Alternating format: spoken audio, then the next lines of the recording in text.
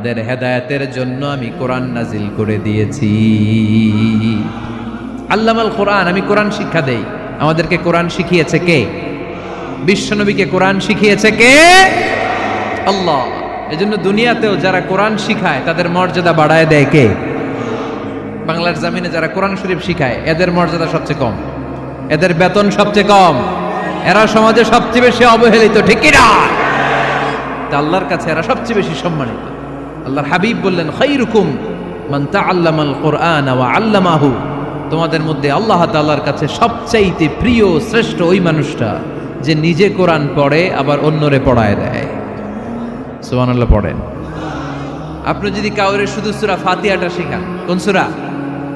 সূরা ফাতিহাটা যদি শিখায় দেন, সে যতদিন সূরা ফাতিহা তেলাওয়াত করবে ওই তার তেলাওয়াতের একটা পার্সেন্টেজ সওয়াব আপনার আমলনামায় আছে না নাই?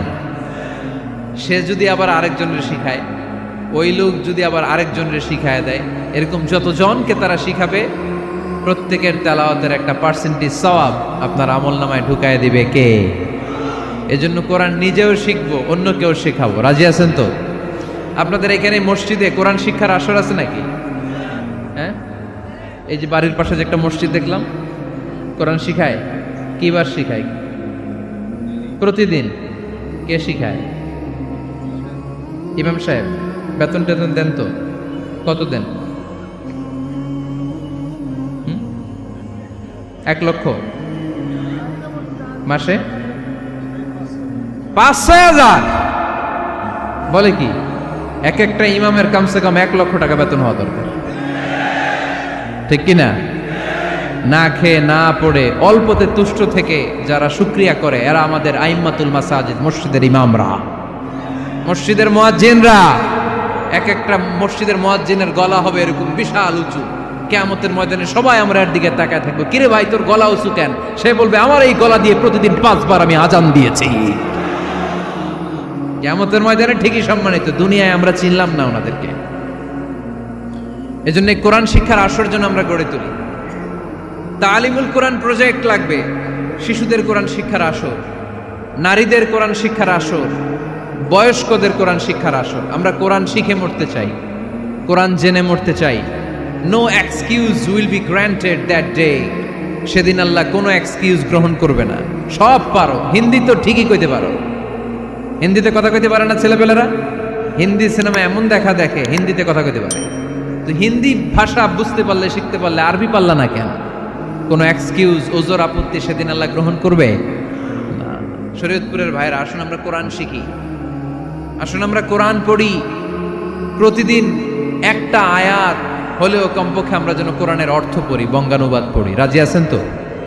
আপনাদের স্মার্টফোন আছে কার কার হাতে দেখি?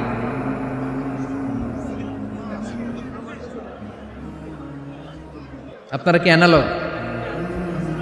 স্মার্ট আপনি? মাশাআল্লাহ। তোমরাও কি স্মার্ট? হ্যাঁ, ঠিক আছে, হাত নামাও, হাত নামান সবাই।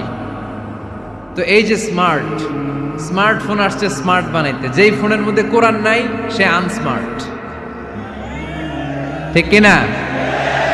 যার মোবাইলের ভেতরে কোরআনের অ্যাপস আছে, ডাউনলোড করে অ্যাপস রেখেছে, সেই হচ্ছে আসল smart. He is the real hero, he is the real smart. এজন্য মোবাইলের অ্যাপসের ভেতরে কোরআন ঢুকাইতে হবে।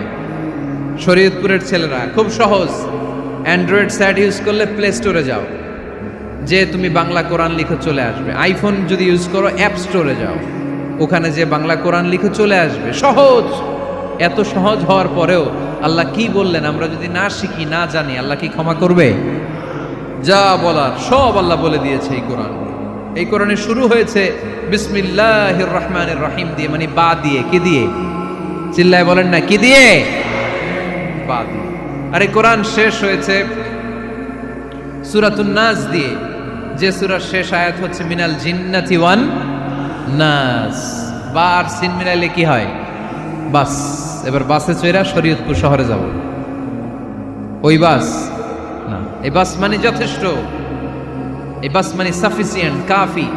আল্লাহ বুঝালেন এই 30 পারায় 114টা সূরায় আমি যা দিয়েছি এটাই বাস, যথেষ্ট। নতুন করে আর কিচ্ছু লাগবে না। চিল্লায় বলেন ঠিক কিনা? এজন্য মোবাইলে কোরআনের অ্যাপস ঢুকাইবেন। কে কে ঢুকাইবেন আজকে থেকে দেখি? আমারে দেখানোর জন্য হাত তুলছেন? দেখাতে হবে একজন রে, তিনি কে? আল্লাহরে দেখান, আল্লাহর ফেরেশতারে দেখান। এখন কই মারছে হাত? আল্লাহর ফেরেশতার কথা কইছি, আর ভয় ঢুকছে। ঢুকাবেন ঢুকাবেন, এদিকে হাত তুলো না কেন? আছে, মাশাআল্লাহ, হাত নামান। আল্লাহ তুমি সব ভাইদেরকে কবুল করো। আমরা যেন মোবাইলে হিন্দি সিরিয়াল না দেখি, আমরা যেন ড্যান্স না দেখি, উলঙ্গ নৃত্য যেন না দেখি, আমরা যেন এই মোবাইলে কোরআন পড়ি। আমরা কান দিয়ে যা শুনবো তাতে যেন সওয়াব হয়, আমরা চোখ দিয়ে যা দেখবো তাতে যেন সওয়াব হয়, ঠিক কিনা?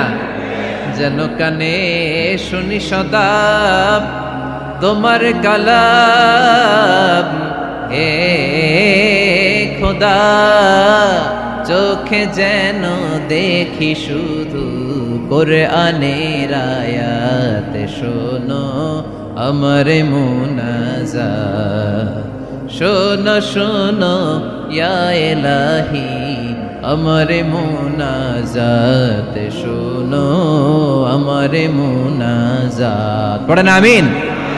তাহলে আমরা যে কিতাবটারে সঙ্গী বানাবো, কিতাবটার নাম সবাই বলেন। আমরা যে কিতাবটারে বন্ধু বানাবো, এই কিতাবটার নাম, এটা আল্লাহর কিতাব। এই কিতাব সংরক্ষণের দায়িত্ব নিয়েছে কে?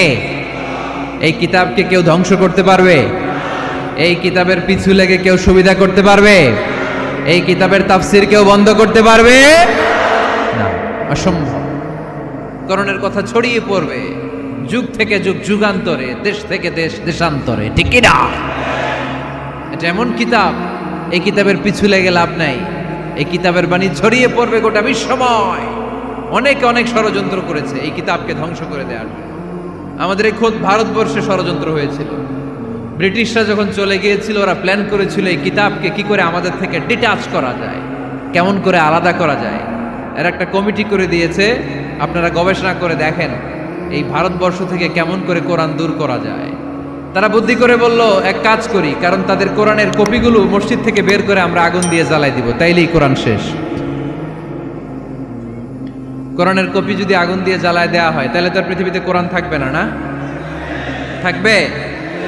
যদি আগুন লেগে ধ্বংস হয়ে যায়, ধ্বংস হয়ে যায়, যদি আগুন লেগে যায়, পুড়ে যায় পৃথিবীর সব বইয়ের দোকান, বিশ্ব থেকে হারাবে না পবিত্র কোরআন, বিশ্ব থেকে হারাবে না পবিত্র কোরআন, ঠিক কি না? পরে দেখলো না রিসার্চে গন্ডগোল আছে, অ্যানালাইসিস ভুল, আবার নতুন কমিটি পাঠালো তারা ইংল্যান্ড থেকে, 33 সদস্য বিশিষ্ট কমিটি। তারা এসে গবেষণা করে দেখলো না, এই কোরআন আগুনে জ্বালাই দিলে কোরআন দূর হবে না। কারণ আমরা ভারতবর্ষের হেফজখানাগুলোতে যে দেখেছি, ছোট্ট বাচ্চারা মাথা দুলিয়ে দুলিয়ে কোরআন পড়ে। কোরআন তারা শুধু কাগজেই লিখে রাখে না, সিনার ভিতরে গেঁথে রাখে। ওই কোরআন মুসলমানদেরকে শিখিয়েছে কে?